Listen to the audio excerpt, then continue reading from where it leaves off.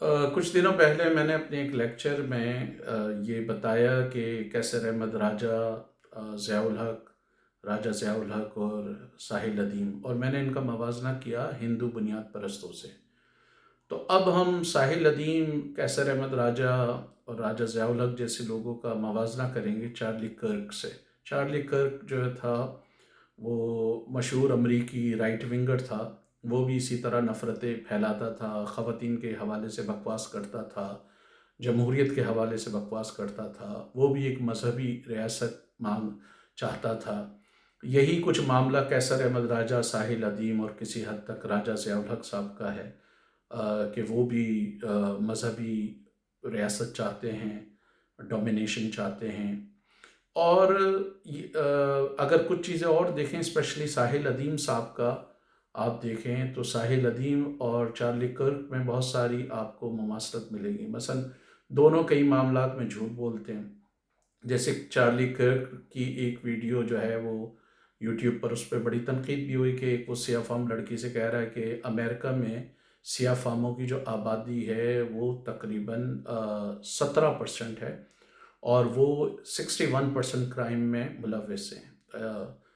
تقریباً 61%۔ اور اس کے بہت سارے فالوورز نے پھر رائٹ ونگرز نے اس کو اٹھایا، اور انہوں نے ایون کہا کہ سیاہ فام افراد جو 85% یا 80% جرائم میں ملوث ہیں۔ حالانکہ ایف بی آئی کی جو اپنی ایک رپورٹ ہے اس میں یہ ہے کہ تقریباً 85% جو سفید فام لوگوں کے ساتھ جرائم ہوتے ہیں اس میں تقریباً 85% ہی سفید فام ہی ملوث ہوتے ہیں۔ اسی طرح 90% یا 92% جو سیاہ فام افراد کے خلاف جرائم ہوتے ہیں اس میں سیاہ فام افراد ہی ملوث ہوتے ہیں۔ تو اس نے آؤٹ رائٹلی اس کو بکواس کیا اور جھوٹ بولا۔ اسی طرح ہیٹی کے جو مہاجرین ہیں یا ہیٹی کے جو رہنے والے ہیں جو امریکہ میں رہتے ہیں، ان کے حوالے سے جھوٹ بولا، اور اسی طرح کا جھوٹ جو ہے وہ ڈونلڈ ٹرمپ نے بھی بولا۔ دونوں رائٹ فنگر ہیں۔ ساحل ندیم صاحب کا بھی یہی مسئلہ ہے کہ وہ بھی لمبی لمبی چھوڑنے میں ماہر ہیں۔ انہوں نے بھی ایک اپنے اس میں ویڈیو میں کہا کہ جی اشرف علی تھانوی نے 1400 کتابیں لکھی ہیں، ہر کتاب کے 3 سے 4 والیوم ہیں، اور ہر کتاب 300 400 پیجز کی ہے۔ تو وہ پیجز آپ کیلکولیٹ کریں تو 5 لاکھ سے 10 لاکھ کے قریب وہ پیجز بنتے ہیں۔ برٹرنڈ رسل اتنا پرولیفک رائٹر تھا، مولانا مودودی اتنے پرولیفک رائٹرز تھے، اور اسی طرح آپ کو ایرک فرام اور بہت سارے لوگ مل جائیں گے، جارج برنارڈ شاہ، برنارڈ لوئس، نوم چامسکی جو ہے موجودہ دور کا بڑا پرولیفک رائٹر ہے جس کی 70 سے زائد کتابیں ہیں۔ اسی طرح برٹرنڈ رسل کی بھی جو ہے وہ درجنوں کتابیں تھیں، لیکن یہ اشرف علی تھانوی کے حوالے سے انہوں نے یہ جھوٹ کہا۔ اسی طرح چارلی کرک بھی بڑی لمبی لمبی چھوڑتا تھا، کہتا تھا کہ میں ایک مہینے میں 100 کتابیں پڑھ لیتا ہوں یا 60 کتابیں پڑھ لیتا ہوں۔ اور ساحل ندیم صاحب کا بھی یہی ہے کہ جی وہ کہتے ہیں کہ میں 5 دن مسلسل علامہ اقبال پہ بول سکتا ہوں without repeating even a single sentence. تو یہ ان کا وہ ہے۔ اسی طرح وہ کسی ایک حدیث کے بارے میں بات کر رہے تھے یا کسی کہاوت کے بارے میں بات کر رہے تھے کہ میں جو ہے وہ اس پر 5 گھنٹے بول سکتا ہوں خالی اس ایک لائن پر۔ تو وہ بھی اسی طرح لمبی لمبی چھوڑتا تھا۔ اسی طرح وہ بھی خواتین کو جو ہے وہ بڑا کمتر سمجھتا تھا، سب آرڈینیٹ سمجھتا تھا، اور کیسر احمد کی طرح وہ بھی مور اور لیس یہ کہتا تھا کہ خواتین کو کام کرنا نہیں چاہیے۔ وہ بھی کرسچن، اسی طرح وہ بھی کرسچن فنڈامنٹلسٹ تھا، وہ بھی کہتا ہے کہ مسلمانوں کو یہاں سے بس نکالو۔ مثلا مور اور لیس وہ جو بات کرتا ہے وہ یہی کرتا ہے کہ جو مسلمانوں سے نکالو، ہر ایک پر غداری کے فتوے لگانا، ہر ایک کو جو ہے وہ ملک دشمن قرار دینا، یا اس کو اس کی حب الوطنی پہ شک کرنا۔ اس نے کئی لوگوں کو کہا، جیسے ایک سیرین ریفیوجی تھا، اس کی والدہ امریکن تھی، وہ کسی بھی طریقے سے آئی تو وہ کہتا ہے کہ وہ اگر غیر قانونی طریقے سے آئی تھی بہت پہلے، اگر برسوں پہلے بھی غیر قانونی طریقے سے آئی تھی، اور اب جو ہے وہ اگر امریکن بن بھی گئی ہے تو اس کو واپس چلے جانا چاہیے کیونکہ وہ کرمنل ہے۔ اور خواتین کے حوالے سے اس کے بھی آرگیومنٹ جو ہے وہ انتہائی دقیانوسی ہیں۔ اسی طرح کے آرگیومنٹ آپ ساحل ندیم صاحب کے دیکھ لیں کہ وہ 95% خواتین کو یا 90% خواتین کو کہتے ہیں کہ وہ جاہل ہیں، پاکستانی خواتین۔ اور کیسر احمد صاحب تو کہتے ہیں خواتین گو بیک ٹو کچن، اور ان کا اپنا جو ہے وہ معاملہ میں کئی اس میں ویڈیو میں بیان کر چکا ہوں۔ اپنا ان کا یہ معاملہ تھا کہ وہ خود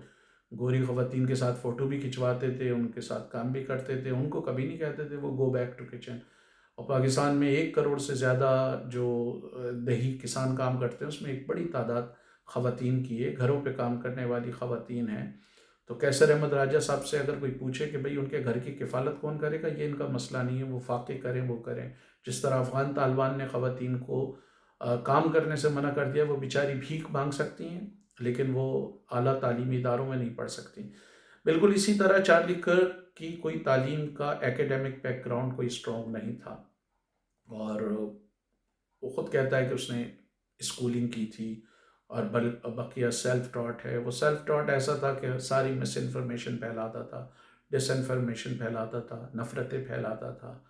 اسی حوالے سے ساحل ندیم کے ایکیڈیمک کریڈینشیل پہ بھی کچھ لوگ ڈاؤٹ کرتے ہیں، کیونکہ انہوں نے بظاہر تو وہ لکھتے ہیں کہ انہوں نے شکاگو یونیورسٹی سے پڑھا ہے اور میٹروپولیٹن یونیورسٹی سے پڑھا ہے کینیڈا کی، لیکن اس کی انہوں نے کوئی ڈیٹیل نہیں ڈالی۔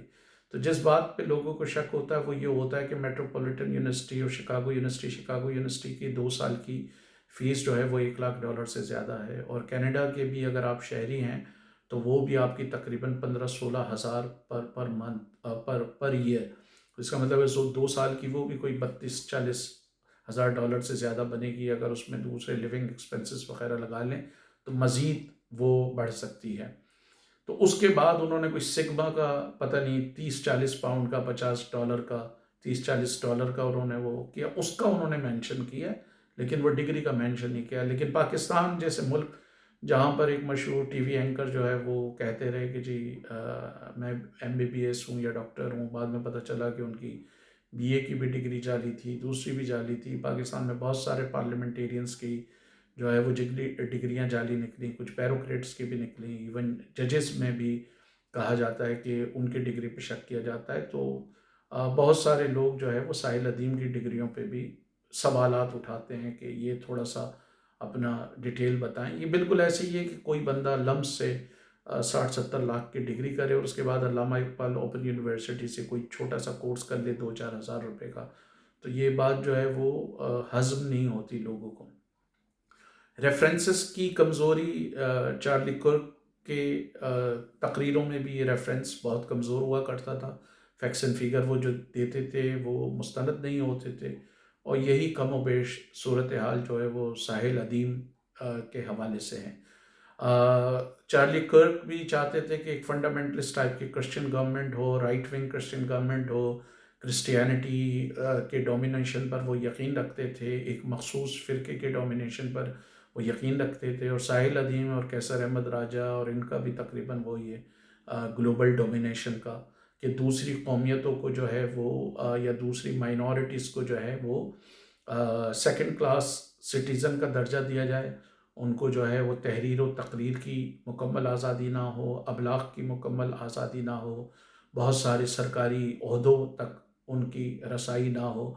وہ علل اعلان نہیں کہتے، لیکن اگر آپ ان سے ڈیٹیل میں بات کریں، بالکل اسی طرح میرے خیال سے یہ بات ساحل ندیم صاحب سے اور کیسر احمد راجہ صاحب سے اور ضیاء الحق صاحب سے پوچھنا چاہیے، کیونکہ ساحل ندیم صاحب جن لوگوں کو آئیڈیالائز کرتے ہیں، جن روایت پرستوں کو، یا یہ کیسر احمد راجہ صاحب جن روایت پرستوں کو آئیڈیالائز کرتے ہیں، وہ سب تو اس بات کے بھی خلاف تھے کہ جو ہے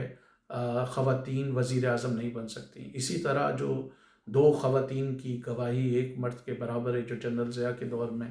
حدود آرڈیننس میں خواتین کے ساتھ جو ظلم و زیادتی ہوئی، ناانصافی ہوئی، امتیاز ہوا، اس کے حوالے سے ان کے فالوورز ان سے پوچھیں تو پتہ چل جائے گا کہ یہ بھی ذہنی طور پر اس کا جواب اگر یہ اسٹریٹ فارورڈ دے دیں تو پتہ چل جائے گا کہ یہ ذہنی طور پر چارلی کرک کے کتنے قریب تھے۔